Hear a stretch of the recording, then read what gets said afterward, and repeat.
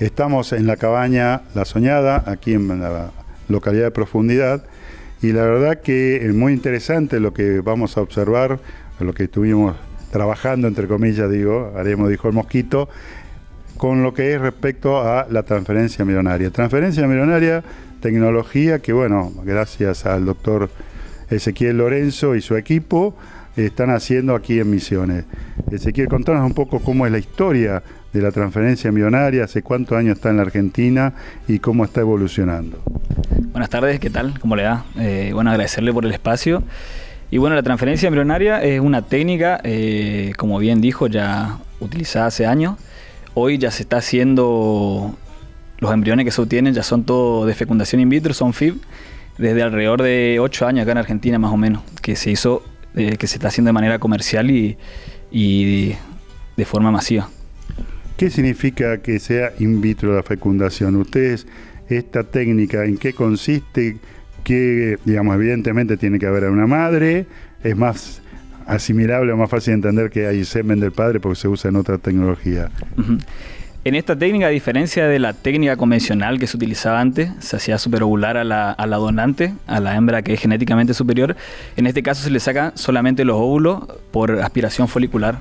Una vez que se obtienen esos óvulos se van al laboratorio y los embriones se forman, como su nombre lo indica, en vidrio, en placas en el laboratorio.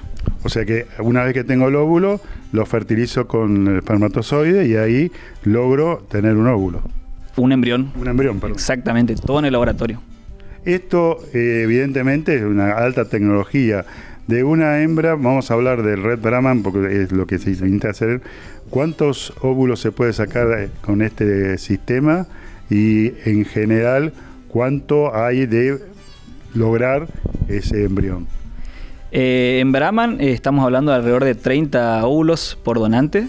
Y de esos 30 se fertilizan alrededor de un 20%, o sea que eso tienen unos 6-7 embriones por donante en promedio. ¿Y eso cada vez que la hembra está en celo se puede hacer? No, en cualquier momento del ciclo de la hembra, independientemente si esté en celo o no, en cualquier momento. ¿Y se puede sacar varias veces en un mes, por ejemplo, o trae aparejado alguna dificultad para la hembra? No, generalmente se las trabaja una vez al mes. Se puede hacer cada 25 días, nosotros por ahí preferimos darle un tiempito más a la donante, ya que se tratan de animales muy valiosos, muy superiores, le damos alrededor de un mes. Una vez que está logrado el embrión, ¿eso se congela? Y tenés dos formas. En este caso, hoy sí pusimos un lote de embriones congelados, que los vitrificamos acá en el campo y los pusimos en la receptora. Pero se puede transferir en lo que nosotros llamamos fresco. Una vez que se obtiene el óvulo, se forma el embrión y a los 7 días se transfieren a unas receptoras previamente sincronizadas. Claro, porque vos ese embrión está a una temperatura ideal para que se vaya desarrollando, como si fuera en el útero de la madre. Hay que darle todas las condiciones, hay que darle condiciones de temperatura, humedad y concentración de gases. Se simula todo lo que es el útero, sería. ¿Y eso cómo se nutre? ¿También le dan una nutrición? Sí, mediante unos medios de desarrollo. O sea, hay diferentes cultivos para... Exactamente. Nosotros, por ejemplo, trabajamos con una franquicia de Brasil que tiene su laboratorio acá en Argentina en Resistencia. Ellos son los que en realidad nos proveen de los embriones. Nosotros le damos los óvulos y ellos nos dan los embriones ya o congelados o en fresco como para transferir. ¿Y cuál es la diferencia, por ejemplo, si hay en distintas razas, hay alguna diferencia significativa o es lo mismo? No significativa, pero se ve cierta diferencia. Por ahí lo que vemos nosotros, por lo menos con los clientes que trabajamos, el Braford tiene un poquito de menores resultados y lo vemos más eficiente en el Brangus y en el Brahman. Esto de hablar de resultados, porque te observamos mientras trabajaba en la manga, realmente había dos acciones que se hacían. Primero, por supuesto, inmovilizar la hembra, pero vos la revisabas antes de hacer el implante del embrión. Contanos un poquito qué es lo que tenés que observar para decidir por sí o por no. Exactamente, la hembra, estamos hablando ya de receptora, que sería la segunda mitad del trabajo. Se la revisa, se la inmoviliza, se la revisa y se revisa que tenga cuerpo lúteo en el ovario. Eso nos indica que esa vaca ovuló, porque en este momento estamos trabajando con vacas que entraron en celo hace 7 días. Eso nos indica que ovuló y formó un cuerpo lúteo que es el encargado de mantener la gestación los primeros 3 meses. Estas coordinación que estábamos haciendo, creo que 50 pasaron por la manga, evidentemente se usa un protocolo para que todas estén ovulando al mismo tiempo. Exactamente, se usa un protocolo convencional de sincronización de celo, el mismo que se utiliza en una IATF. O sea que esa tecnología que ya, digamos, está impuesta, es fácil de realizar. Lo difícil es tu trabajo. Claro. Decime cuál es la mayor dificultad y por qué, digamos, entre comillas, lo primero que escuchás en los productores es que es muy caro. No. Lo primero que escuchás. Sí. Todo muy lindo, pero es muy caro. Sí, por ahí no coincidimos con eso. Es una técnica más costosa. A otras técnicas, obviamente, al ser más tecnológico, como te mencioné hoy, requiere de medios, de equipamiento. Entonces es más costosa, no quiere decir que sea más cara. Ahora, lo que recomendamos nosotros es siempre trabajar con hembras realmente superiores que den terneros superiores. Porque donde no tenés un programa genético sólido, en ese caso sí se vuelve una técnica cara. Porque imagínate que tenés terneros comerciales nomás, ahí se vuelve caro. Bueno, siempre se habla que te ahorras 14 años de absorción para lograr esto. Y sí, el avance que se tiene con esta técnica no la tenés con otra técnica. Una de las cosas que quizás la gente ignora es que la madre no tiene que ser excepcional, porque la realidad es que es una porta, digamos, un porta ternero, un portafeto.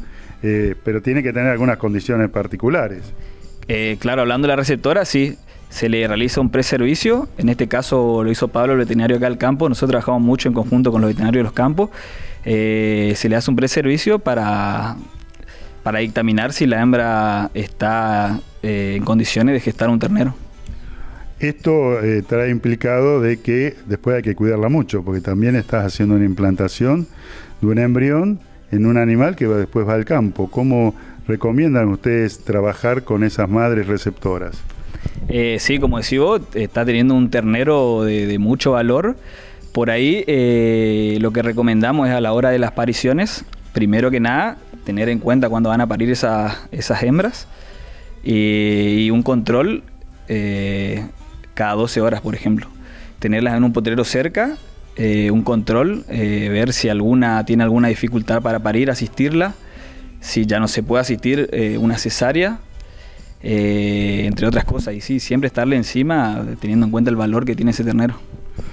Para tener una idea, normalmente, puede haber excepciones, ¿cuál es un porcentaje de preñez que ustedes logran con esto? Preñez no es la palabra adecuada. Sí, está bien, el porcentaje de preñez está alrededor del 40% más o menos.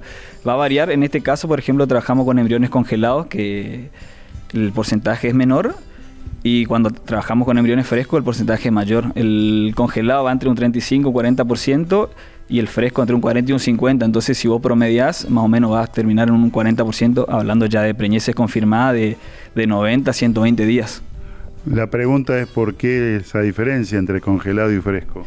Y porque por una cuestión lógica que el embrión al congelarse y al descongelarse va a sufrir una lesión. O sea, el shock térmico puede... Y sí, por cuestiones lógicas, sí. ¿Y qué tamaño tiene ese embrión? El embrión mide más o menos 200 micras, mide lo mismo que un óvulo.